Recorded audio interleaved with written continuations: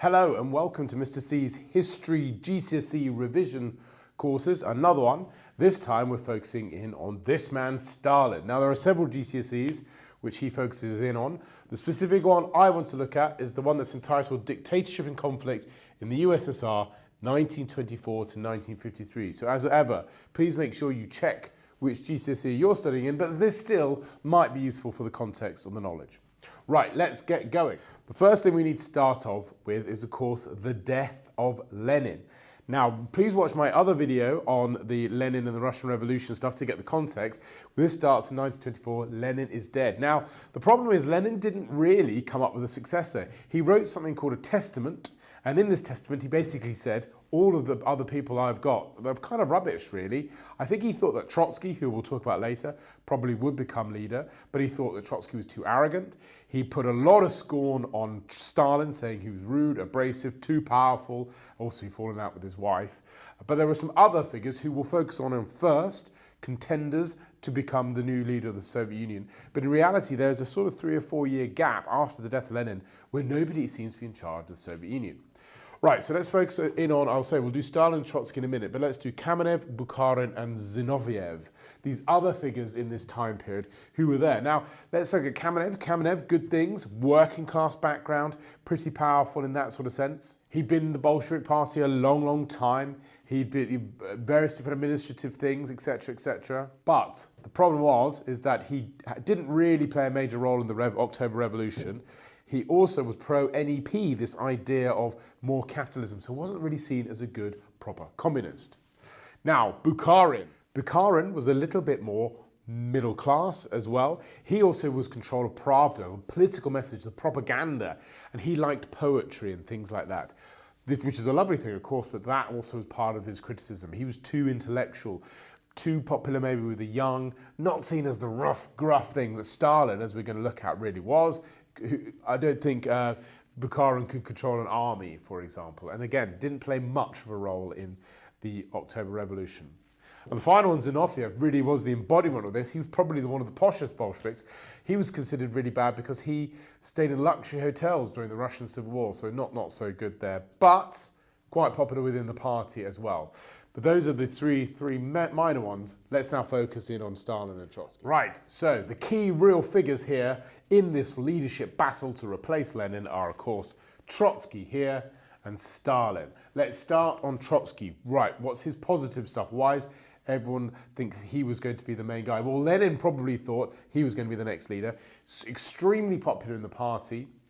Extremely popular amongst the military. Why? Because he had been the commander during the Civil War, had commanded the troops very well, been right at the forefront of all the revolution, etc. He was a man with guns, etc.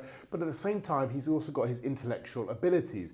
He would read the political manifestos, really ingratiate himself in Marxist ideology. So both military power and intelligence power as well. Very, very popular.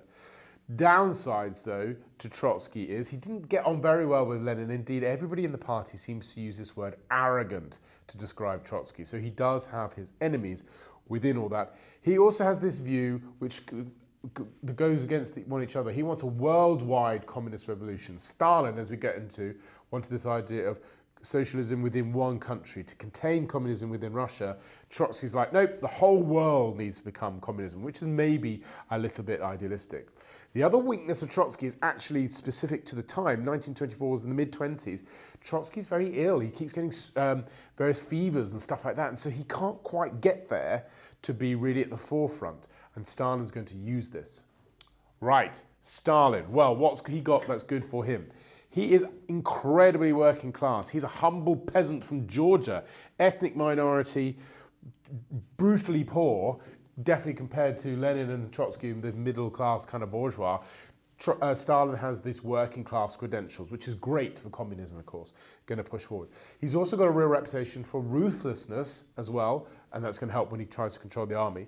But key thing is his position in the Bolshevik party as general secretary. He's the man who knows all the secrets. He knows what everybody is. He knows what to do. He can formulate plans, etc., planning Lenin's funeral, as we'll talk about in a moment. So he has a lot of power, and Lenin indeed wrote in his testament, Stalin is too powerful in his position of general secretary. What's bad on Stalin? Well, he'd fallen out with Lenin, etc. So Lenin is actively trying to him not to be leader. Lenin's dead now, but that might mean that Stalin's got a few enemies within there. And again, this socialism in one country thing, some people disagree with that. They want this global communist idea. But anyway, there we have the two main contenders. So there's a good bit of context there. Let's see now how Stalin is able to step his way, slowly maneuvering, etc., in order to gain power. Now, his biggest rival probably is Trotsky. So amazingly, he actually deals with Trotsky first. How does he do it? Well, he's already weakened Trotsky with the whole funeral thing, etc. And then he forms a anti-Trotsky alliance with Kamenev and Zinoviev. And what happens, they're kind of not really actually ideologically that similar, but they are united on the idea of trying to get rid of Trotsky. And Kamenev and Zinoviev make speeches to Congress and to the Communist Party meetings. I think it was the 13th Communist meeting or something, where they denounce Trotsky and say he was too rash and that Lenin didn't want him, etc., etc. And then Stalin uses his role as General Secretary to organize the votes, and Trotsky is simply outvoted. There's another bit there that I think Trotsky was a bit arrogant and he felt he didn't need to generate all these alliances. He thought, yeah, absolutely everybody would follow me. But they didn't. So Trotsky is sidelined. Great. Now that means there's just three of the rivals for Stalin to deal with. And he turns on its head, he makes a bit of a U-turn, and he goes against Kamenev and Zinoviev, the very people who just helped him get rid of Trotsky. He turns on them. How does he do that? Well, he joins an alliance with the other member who we looked at, Bukharin. Now, Bukharin is on the right wing of the Communist Party. Kamenev and Zinoviev were kind of in the middle, Trotsky was on the left. So Stalin definitely identifies himself with Bukharin, pro-NEP, that kind of thing, that sort of capitalist idea. Socialism in one country, the idea of just making Russia great again. Trotsky, etc., had been more of the communist worldwide revolution. So this leaves Kamenev and Zinoviev. What do? They do the silly thing. They join Trotsky. They'd been slagging him off, hadn't they, for loads of time under Stalin, saying how terrible he was. Now that Stalin's moved to Bukharin, Zinoviev and Kamenev say, oh, well, we need to hedge our bets. Let's go and join Trotsky. But by this time, their credibility is shot because the people are saying, well, you didn't. You hated him. And now you're with him. Who are you? What is this? And there's always Stalin uses his role, General Secretary, gets the vote, and he gets all three of them, Trotsky, Kamenev, and Zinoviev, kicked out of the Communist Party. Amazing! Leaving just one person standing in Stalin's way, and that is Bukharin. How does he do it? Well, he does another shift. Stalin goes way against this idea. So Bukharin was on the right.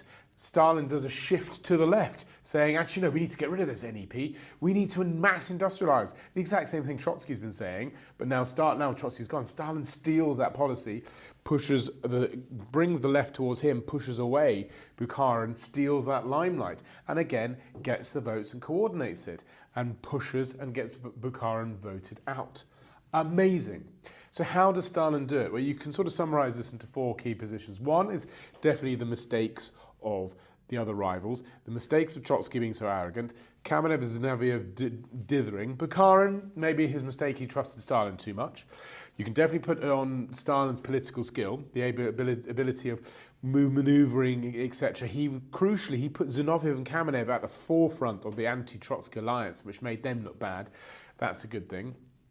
I also think you can pin the idea on Stalin's role as general secretary. He was able to command, tell people when to vote, how to vote, build up alliances, get them into the blocks of it all, etc. And I think the final reason is this ideological one. It was socialism in one country versus worldwide revolution. And Stalin, I don't think he really believed in either. He just played it off one another. So there we go. By 1929, Stalin is well and truly in power.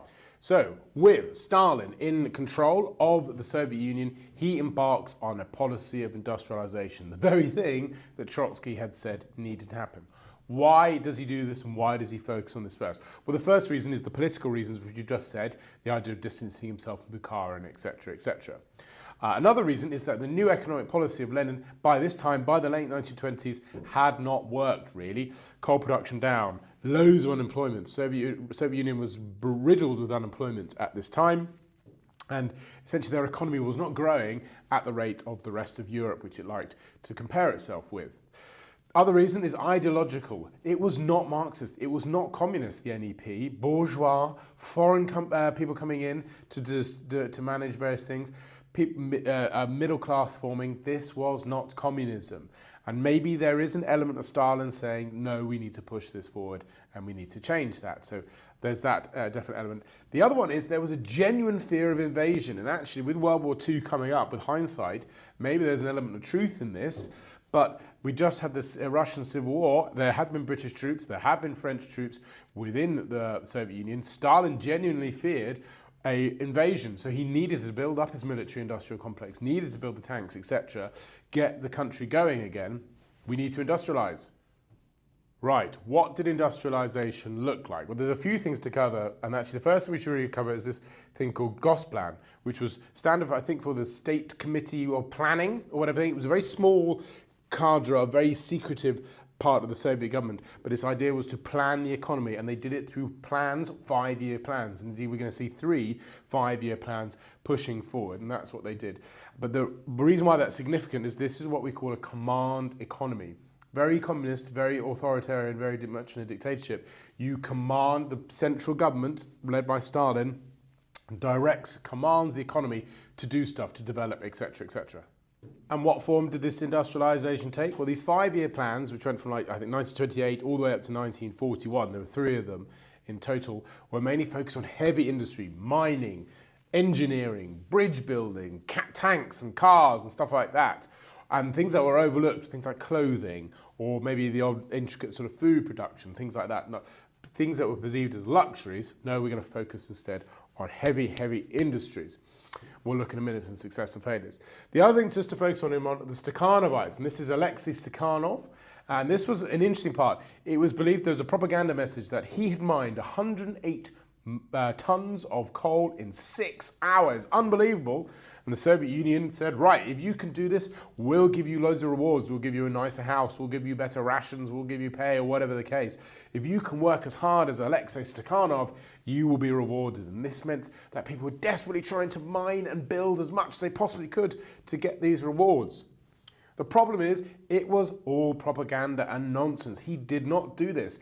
It was just a ploy by the Soviet government to get people moving. Another factor of industrialization worth mentioning is the focus on transport and things that were built. Canals, railways, the Moscow Metro, the beautiful metro that you can go visit, absolutely stunning. But the railway is another great example. The Trans-Siberian Railway had been built under Tsarist times, but it was poor quality. So they upgraded all of that. It meant that railways could go across the nation much better. So there was a real focus on that, plus dams, etc., big, huge dams on the Volga, etc. Okay, successes and failures of industrialization. Well, the economy grows 14%, so it grows year on year, so that's good. The focus on heavy industry, definitely the heavy industry industries grow massively and they become a significant thing. Unemployment disappears because there's so much work to be done. The Soviet Union does build up its armaments very, very well, and it's that fear of invasion will probably go away by the mid-1930s. So that's definitely true, and that would have been something to be feared. It also consolidates this position of Stalin as well. If that's a success or a failure, he is definitely in charge now, and some of the people are loving that. Also, conditions for workers are improving. There are canteens where they can eat, etc. And it's creating more of an urban society, which there were benefits for. But what about the failures? Well, okay, yes, lots of things were made, but they were actually quite a poor quality, and the Soviet Union became synonymous with poor quality stuff. Even the guns and the tanks, etc., that will become used in World War II were not great, actually, and some of the coal that they got were not fantastic. That same too with the transport that they developed, not so good. Also, some of that transport, especially there was the White Sea Canal, was actually built with slave labour, people from the gulags. Not so sure about that. We mentioned how lots of people moved to the cities, great, but actually that meant living conditions were pretty poor because they couldn't build houses quick enough, so people would be stuck in these not very pleasant rooms, and indeed working conditions. There was that town Magnitogorsk, this big city built around an iron factory, horrible conditions in mud and tents, etc. So not brilliant. Additionally, looking at Gosplan, they had focused on heavy industry rather than the smaller ones, so there were shortages in things like clothing and indeed various different food products because there was too much focus on industry. And the final thing is all these targets, like the Stakhanovites, you must meet this target. People simply lied. They lied, oh yes, we've made that amount of shoes or whatever, or we've made that amount of tanks and boilers or something, or we've made all these tyres. They would just lie about it to Gospel because there would be a fear if you didn't meet the targets, you would be purged or whatever. So not very reliable statistics. Okay. Now the twin policies of Stalin's Russia are industrialization, which we focused on, and the other side, it is collectivization, which is all to do with farming, and I'll explain why in a moment. He wants to revolutionize how farming is done in the Soviet Union. Why?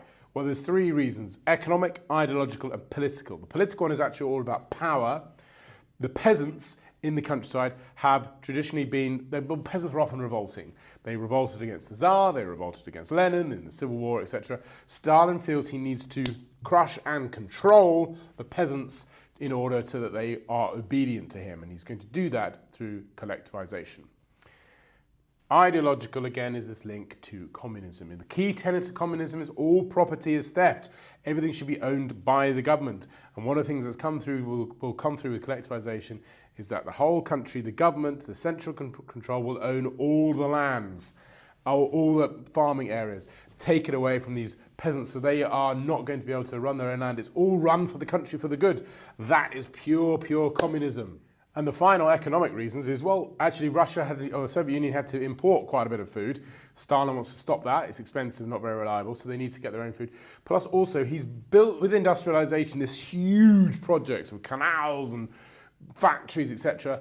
They need to be well fed, so you need a constant and reliable supply of food, which is why control of the countryside is going to be absolutely vital. Okay, so what does collectivization actually look like? Well, I'm going to explain it by focusing in on the removal of the kulaks, this word kulak.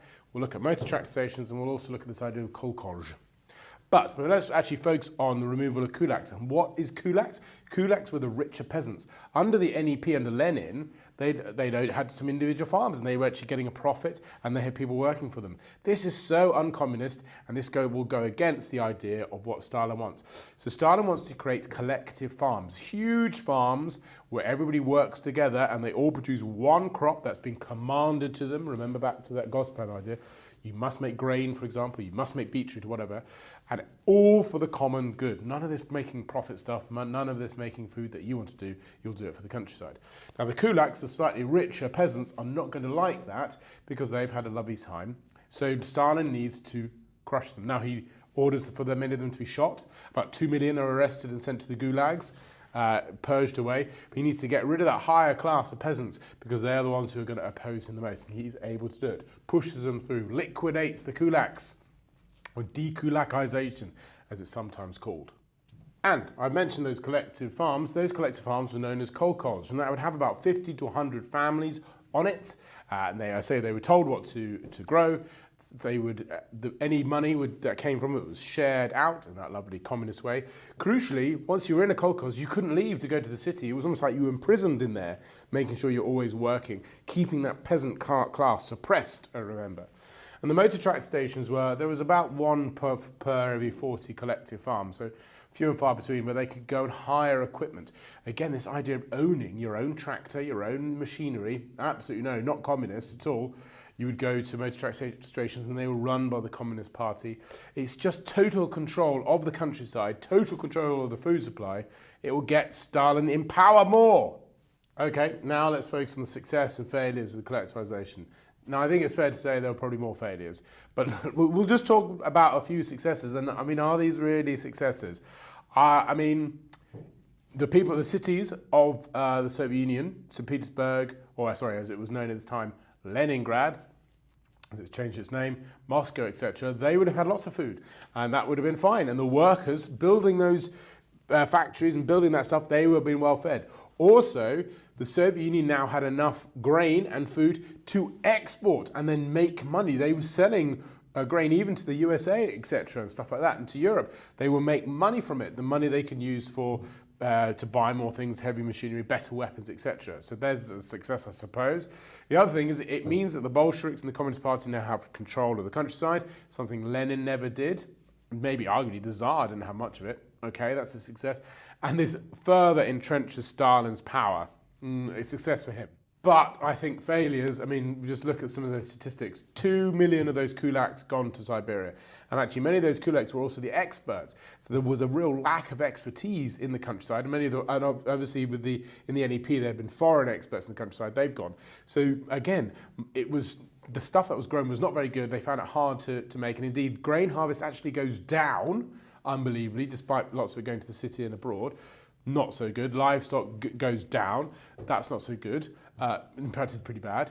And again, as I mentioned, the quality of those tractors and stuff like that came with the MTS, not very good. But by far the worst element, of course, is this, the Great Famine. 5 million people in the Ukraine die in a Great Famine. Very quickly, what was the Great Famine? Well, the Ukrainians call it the Holodomor, sort of this enforced famine, enforced hunger. Stalin felt that the Ukrainians were not meeting their quotas and they were doing it deliberately. It was an act of sabotage. I mean, I don't think it was, because it was poor equipment, as I've highlighted. So in order to punish them, he took all of their grain, all their food, sent it abroad, sent it to the cities, meaning that actually in the Ukraine, people were starving. They had quite literally no food, and therefore causes a famine. Obviously, then there's environmental issues as well. There was this Stalin being at his cruelest, punishing Ukraine, punishing the peasants of Ukraine for what he perceived as them hoarding or sabotaging. I don't know. But anyway, a real failure of collectivization. Okay, the next topic we're going to focus in on are the purges. Now, this is all, a big part of this understanding of this GCSE course is how does Stalin get so powerful? We've looked at industrialization and collectivization, his control over the country. The other thing he needed power over was the Communist Party, the Bolshevik Party. And in order to do that, he essentially needs to get rid of, another word of getting rid of is purging all the people he perceived as who were threats to his power. Now, why? Why does he need to do this? It's pretty obvious. I think one of the first ones is his personality, a paranoia. Stalin had a paranoia about everybody. Everybody was out to get him, so he wanted to get rid of it. Fine.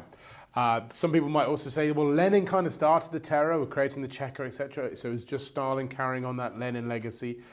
Perhaps that's very true. He wants to remove his opposition, like most leaders. People like Trotsky, Kamenev, and Zinoviev still sort of around by the early 1930s. He wants to make sure they are gone totally so that they can no longer come back and launch a coup, a campaign against him. And actually, interesting, the final reason is sort of an economic reason. He wants scapegoats because the collectivization and industrialization, there are some, as we've seen, there's some failures of it. The economy is not quite working. Stalin wants somebody else to blame for that. So he says, oh no, that was someone else who did that there. And as we've also mentioned, he needs slave labor. He needs people to build these railways and canals. So what a great way to do it? Purge the party. So people consider that the purges start on the 1st of December 1934 with the killing of this man, Sergei Kirov. He was in communist headquarters, he gets gunned down. Fine. Stalin blames his death on Trotsky, who's not even in the country anymore, and our old friends Kamenev and Zinoviev. He blames them. And he gets them arrested. Now, what do these purges look like? Well, he gets people like Kamenev and Zinoviev, who he's just arrested for the death of Kirov, and he puts them on trial. But these are show trials.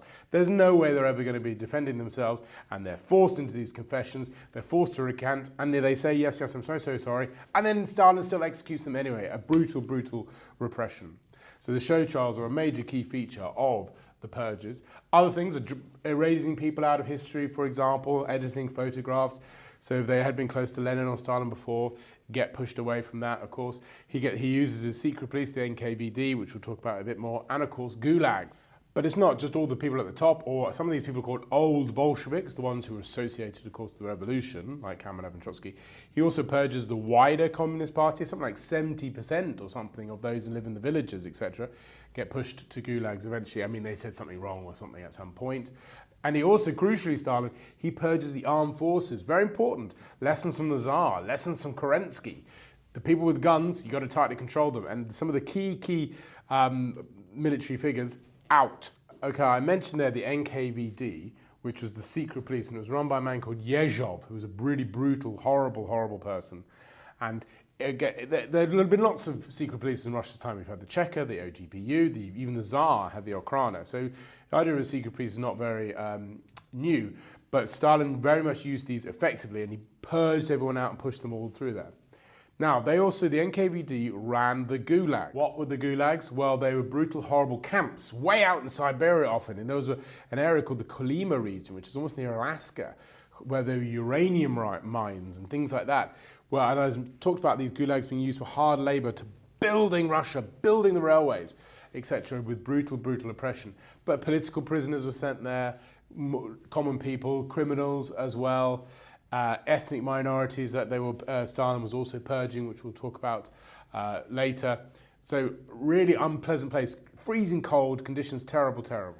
And the final thing that's part of this is this very important thing, controlling the population, controlling the people. Dictatorships really need to do this. And that is, they often would control it through fear. Now, these NKVD, they'd have agents everywhere listening into conversations, and you'd be encouraged to report on your neighbor if they had done something or said something. I mean, there's a great example of a woman where she had some soap, and the soap accidentally fell on a newspaper and it landed on a face of Stalin. Oh my goodness, she gets reported, sent to the gulags. So that fear that will perpetuate, never say anything bad about Stalin, always be incredibly devoted to him no matter what. Stalin has total control. And so, what's the impact of all these purges? Well, it's pretty obvious, really. And the main one is total control of Stalin. I keep saying this point, but it's absolutely vital. That he has the country totally within its iron grip. I think that sort of sums it up there. This horrendous control that he has over the people, over the peasants, over the Communist Party. The political impact, there's no one left from the old revolution. Anyone really associated with Lenin, they're totally convinced towards Stalin, so that idea of that communism maybe is not quite the same as it had been. Ultimately though, of course there's the human cost. 2 million people die in the gulags, 8 million are sent there.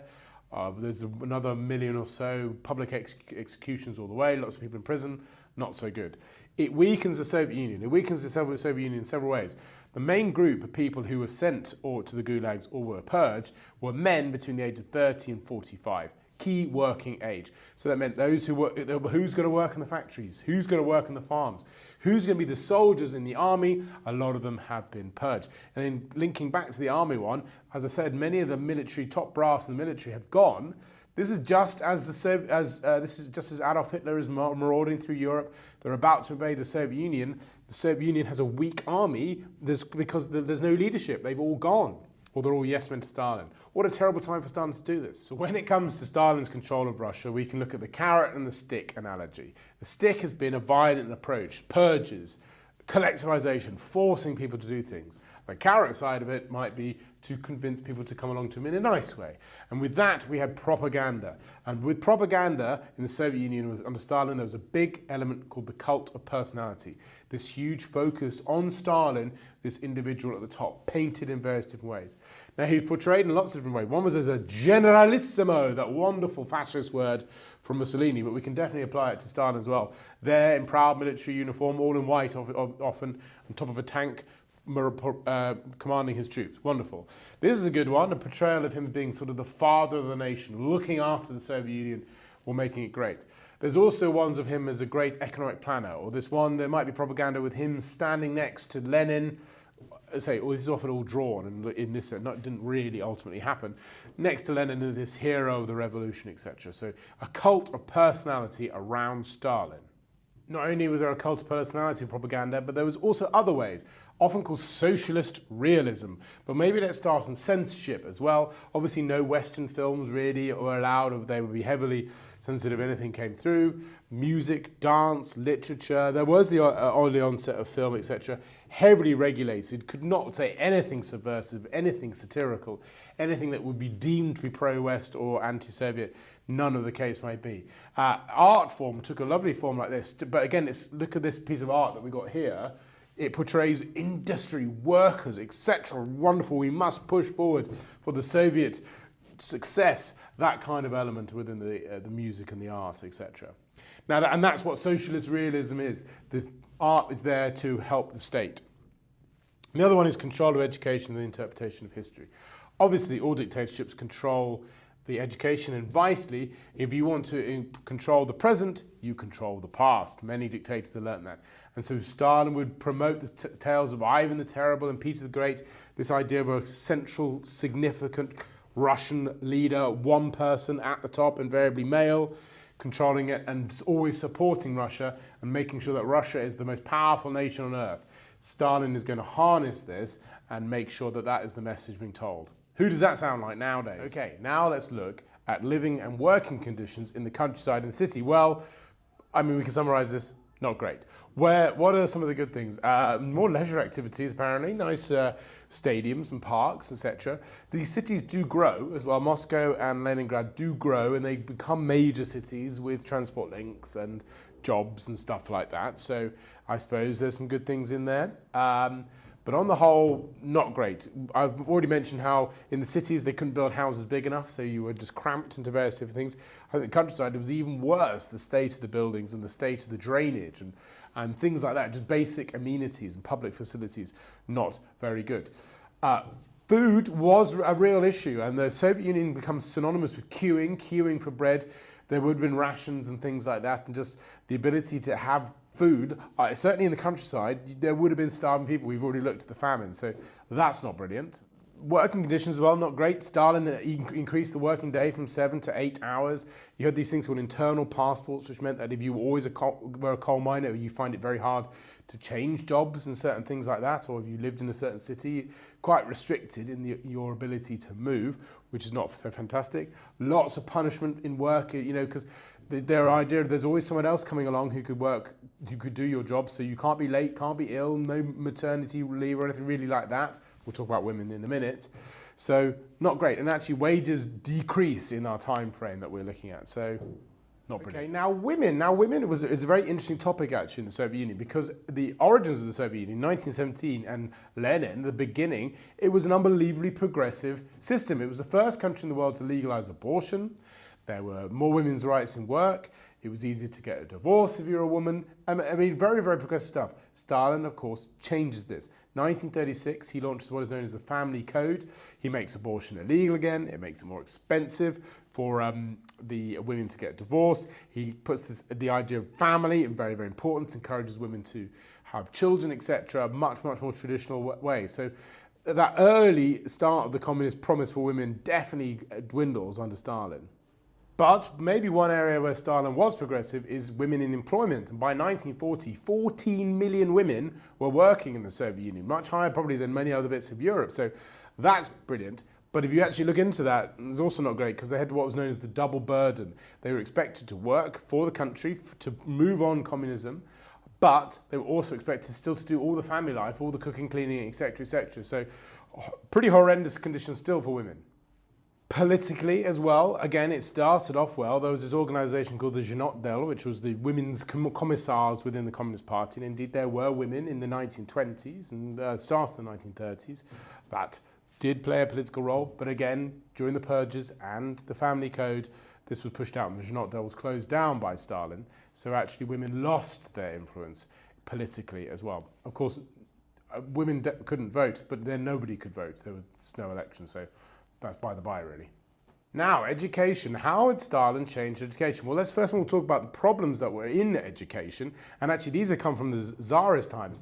Russia had been synonymous, actually, with bad education. Why? Well, an over-reliance on the church, the Orthodox Church, to do things, which obviously now under Soviet times is gone. There were just simply not enough schools. Children were encouraged not to attend and to work instead, work on farms, in industry, etc. So the absence rates were very strong. Teaching was not really considered a great profession. They weren't very well paid. And obviously the lack of universities, lack of educated, etc., etc. So just general chronic underfunding. So schools, by the time of Stalin's time he got in charge, were in a poor quality. So Stalin introduces several policies, and just the headline is they are actually quite significant. Attendance goes from 60% in 1928 to something like, I think, 95% with 10 years later, which is amazing. Similarly, literacy rate in that same time period, 28 to 30, I think, goes from 55% to 95%, so that's amazing. So if you look on the face of the value there, they were successful policies. What were these policies? Well, just simple, better funding comes in, teachers were better paid, etc., and buildings were made better. It was compulsory to the age of 16, so you had to be in school, that kind of focus. School uniforms were brought back, strong discipline, things like that, that would get kids organised and a bit more sort of willing to learn, as it were. Key subjects focus on sciences, of course, communist ideology. We've talked about history already, part of it all. the Russian language. So there was a bit of a focus. It wasn't totally free. I think the last few years you did have to pay for, but there was clearly a focus that Stalin made on education because he saw it as a way into industry, to create these new people who are not influenced by foreigners or whatever, to be able to control Soviet industry. One other aspect about life in the Soviet Union is the lives of ethnic minorities. Now, I've mentioned already they were part of the purges, so that will come in, but bit of context. Under the Tsarist regime, as you might have studied if you've done that part of your GCSE, they were persecuted under the Tsar. There were pogroms of the Jews and pushing away Muslims, etc. Not so good. When Lenin comes in, he's actually quite promising, focused on language groups. Essentially, they said, we are not going to persecute you. We're trying to have equal treatment, a bit of self-government as well. So at first, it looks rosy, a bit like women, but is Stalin going to keep to that promise?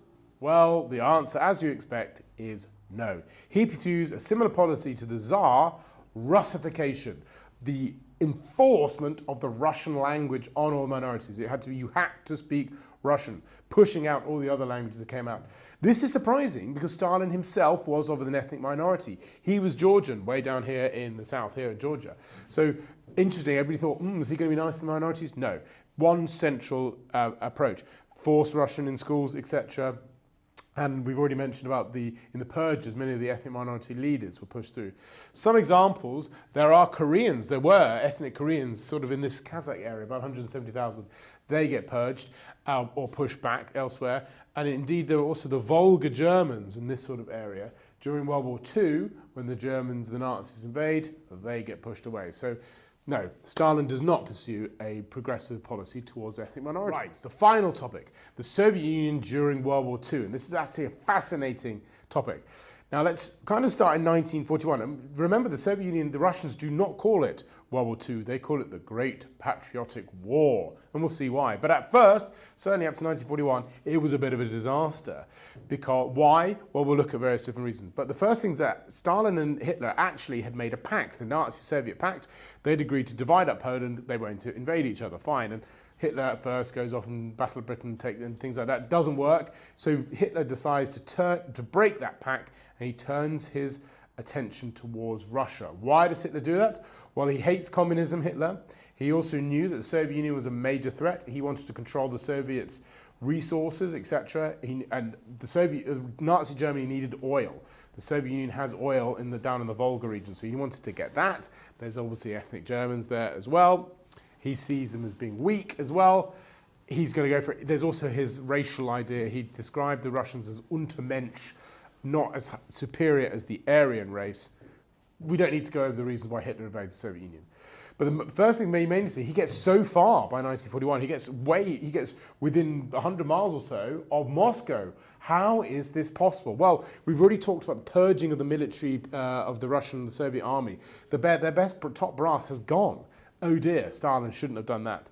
Stalin also had this ridiculous policy of never retreating. So he said, you Soviets, you must stand your ground. The problem with that is that the German army is formidable. This blitzkrieg tactics, destroying and everything, which meant that most of the Soviet army by 1941 has simply just been killed by the Nazis because they never retreated. They stood up blindly, stupidly, defending that they would never be able to. Pretty bad going. Stalin also ignored any help. That was an offer from the Americans or the Brits, etc. So all in all, pretty bad going by 1941. That is the turning point of the Second World War. Hitler gets so close to destroying the Soviet Union. If he had done, it would have been a much different story. Having said all that, the Soviet Union does eventually beat the Germans. We'll look at the various different general reasons why, but I'm actually going to start here, which I think helps explain all of them, and that was the Battle of Stalingrad. Stalingrad, through most of 1941, it was one of those battles that went on for months and months and months, but it was grimy. It's the world's biggest battle. I still think that's still the case in terms of the amount of men serving. There was over 1 million Soviet troops in the end. And Stalingrad, well, where is it? It's quite far from Germany. That's one of the first main points. The Germans were almost maybe close to 1,000 miles or so from Berlin. Their supply lines can't stretch that long. They can't get the supplies to these people. Had they gone too far into Russia? The answer to that is yes. Of course they had. So almost they get lured there a bit. Now, I've been talking to you about in the purges, there was a lack of top brass. But the Soviets do have one amazing general by the name of Zhukov. You may have seen him, he's got his picture of all these medals in there. He gets more significant after World War II as well. But General Zhukov is actually a pretty good commander, and he sensibly knows his way around Stalingrad, and he's going to put forward. Now, Stalingrad, named after Stalin, how appropriate. Why are the Germans going there? Well, I've said they wanted oil. They're on their way to the Volga region, to Baku, down to somewhere they can get their oil, so they want to take that. So Zhukov knows them, lures them there. The problem is that the Nazi troops are not as good as they had been in the initial invasion. Why? Because they've had to press gang Hungarians, Italians and Romanians, others, people they've invaded, to come and fight for them. That means they're not totally dedicated to the Nazi cause. Whereas the Soviets, the Russians, definitely are, because they're about to lose their entire country. Also, they're in Stalingrad, the city named after their leader. They're up for a fight. And so what Zhukov does, he hides in the buildings. He gets them to, it's almost guerrilla warfare. So snipers. There's a great film, Enemy at the Gates. Men hiding in these towers, shooting off the Germans. The Germans call it Kessel, which means cauldron. They lose thousands of men to snipers, to these guerrilla attacks, because the Soviets are fighting within the streets, totally destroying it. You can see a good example here. Brutality like they've never, ever seen. Couple this with the weather, brutal winter. The Soviets are a little bit more used to the Russian weather. The Germans are not. And so the Germans crucially retreat. And that is the moment. Stalingrad, their loss at Stalingrad, retreats the Germans back and back and back and back and back and back and back until they finally get to Berlin, and the Soviets chase them all the way to Berlin. Stalingrad is an example of the Soviet successes. Let's try and consolidate this into a bit more of a coherent thing. Why does the Soviet Union ultimately prevail and win the Second World War? Well, first and foremost is the Soviet Union actually creates more weapons than Nazi Germany. It was struggling at first, but then industrialization, they make them. Yes, they were poor quality, but actually some of them were quite good, specifically the T-34 tank. Germans had good tanks, but they were heavy and blundering. They were fast, but they were quite heavy. The T-34 was a little bit more nimble and could fire on them. So there's that element. The Americans do eventually get involved, Pearl Harbor, etc. So by 1941, the Americans do start to supply the Soviet Union, believe it or not, especially those who know about the Cold War. They start to supply the Soviet Union, which definitely helps them. We can do a bit about leadership. Stalin did eventually listen to various different people, crucially for him. And we've mentioned General Zhukov as well. The German mistakes, these are obvious. Was it the Germans who lost? Hitler got way too greedy, pushed way too far, too fast, didn't help. And he pushed the Sixth Army, the Nazi Sixth Army, one of the best armies. He gets them bogged down in Stalingrad. The Soviets are able to get rid of the Nazis' key army. Not a great idea from Hitler. Slightly less tangible. One is the weather. Never invade Russia. Napoleon didn't learn, Hitler doesn't learn. Don't invade Russia because the weather is so bad. That doesn't help. And then we have the Soviet people themselves, their grit, their determination to just keep fighting. And I put here, this is the statue of Motherland in what is now known as Volgograd, which was the name, the new name for Stalingrad. This is, she's peering over to the people of Russia, come defend the motherland at whatever cost. Battle of Stalingrad, there was only one pair of boots for every 2 men, one gun for every 3 men, and you would run behind, there'd be a man with his gun, fire, fire, fire, he gets shot dead. The person behind you would pick up, keep fighting for the Soviet Union no matter what. Just the last little bit then, let's look at what the Soviet Union was like after the Second World War. Well, if you watch my Cold War revision videos, you'll know all about Stalin versus the USA, Potsdam Conference, Berlin Airlift, all of that. So they're much bigger on the international stage. But what's actually going on in the Soviet Union? Well, unbelievably, there is another 5-year plan, the 5-year plan. And in many ways, this does very similar stuff to the other ones. A focus on heavy industry, huge investment. The other side of it, though, of course, is that the Soviet Union had been destroyed in the Second World War, Nazis invading, and then the Russians fighting back. So they need to rebuild the roads, the railways, dams, hydroelectricity, stuff like that. Ukraine has been ravaged. So that was one of the main things, a real investment in that. Again, unemployment goes down, industry production goes up. The final thing to discuss is, of course, the death of Stalin. This took place on the early March of 1953. I think he had a stroke or something like the 1st of March, and then he took about 5 days to die. And he got sort of rallied, he got into comas, all sorts of things. But anyway, he dies eventually. What unbelievable sort of release of power vacuum of tension comes about. What was going on the last sort of few years of Stalin's life? Well, he was extremely paranoid. He was blaming his doctors all the time. He kept on thinking they were trying to poison him. He was extremely brutal to all sorts of things. Yeah, for example, he was very anti-Semitic. He blaming the Jews for everything, defeating the Nazis against that kind of thing, taking that ideology on a little bit, persecuting people like Molotov, one of his key figures. He sends Molotov's wife to the gulags and demands support from Molotov after that. He was also really brutal to his son. His son was in a prisoner of war camp, and he allowed him to die there. And indeed, when many of these prisoners of war, the Soviets, about 1.5 million of them returned after the Second World War, Stalin blamed them for getting caught and sent loads of them to the gulags and their investigators. So horribly brutal, paranoia and brutality all over the way. But anyway, as I say, he dies at 53. What is his legacy? Well, quite considerable, really. When he took over in 1929, I think you could say the Soviet Union was a backward country, not very industrialized, still reeling from years of revolution and Tsar effects. And by the time he dies, it's in a superpower war with the USA. It's one of the most powerful countries in the world. He has defeated Nazism. We like to think in Britain that we played a part in the Second World War. We did, but it was the Soviet Union that defeated Nazis, defeated Hitler. Stalin won that battle in the end.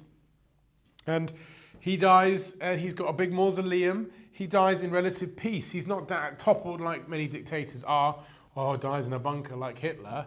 He lives on, and that legacy does live on. Okay, Khrushchev afterwards made a big speech chastising and criticizing Stalin, but I still think he dies, he would have believed he died in great glory. Anyway, I hope you have enjoyed that and you find that useful. I'll do a few more of these as we go along. Best of luck in the exams, and if you have any questions, just pop them in the comments. Don't forget to subscribe. I'll see you on the next one.